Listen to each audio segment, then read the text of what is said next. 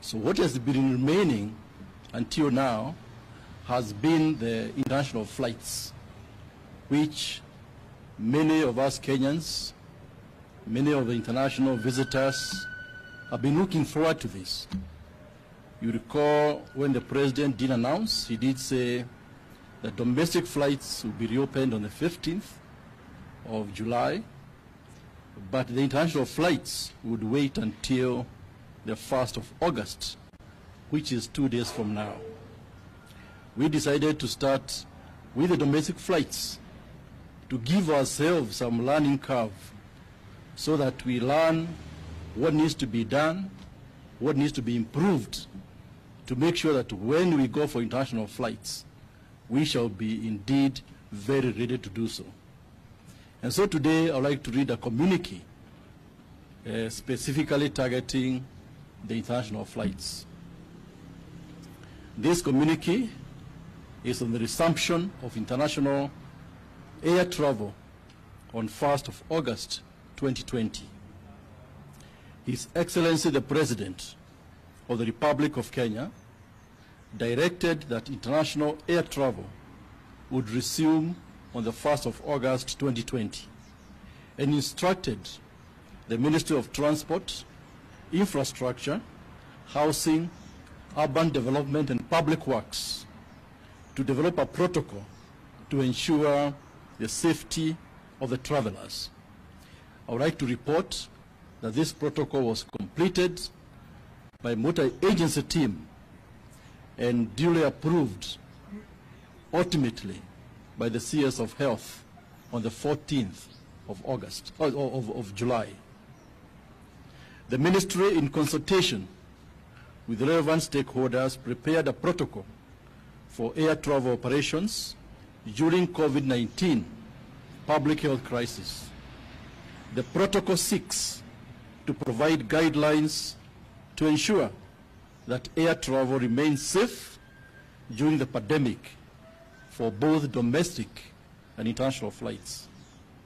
The protocol recognizes that the adverse impacts of the COVID-19 pandemic have been experienced in most sectors of the economy, and the aviation industry is amongst the most impacted.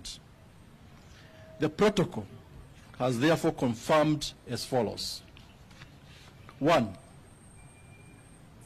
All arriving passengers on international flights with a PCR-based COVID-19 negative certificate whose body temperature is not above 37.5 degrees Celsius and do not have a persistent cough, difficulty in breathing, or other flu-like symptoms, and have been tested 96 hours before travel, shall be exempt from quarantine.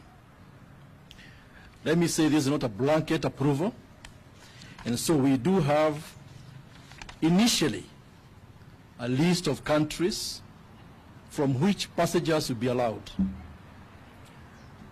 This will be a list which will be reviewed on an ongoing basis, because you know this issue about COVID is not static.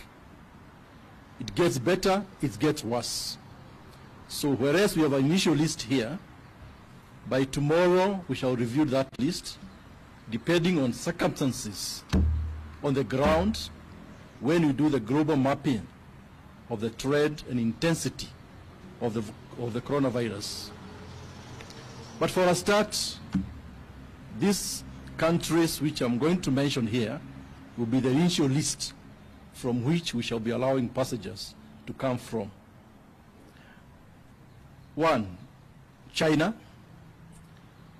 South Korea, Japan, Canada, Zimbabwe, Ethiopia, Switzerland, Rwanda, Uganda, Namibia, and Morocco. These countries are the countries with mild or limited community transmission all they have declining incidences. And these are the ones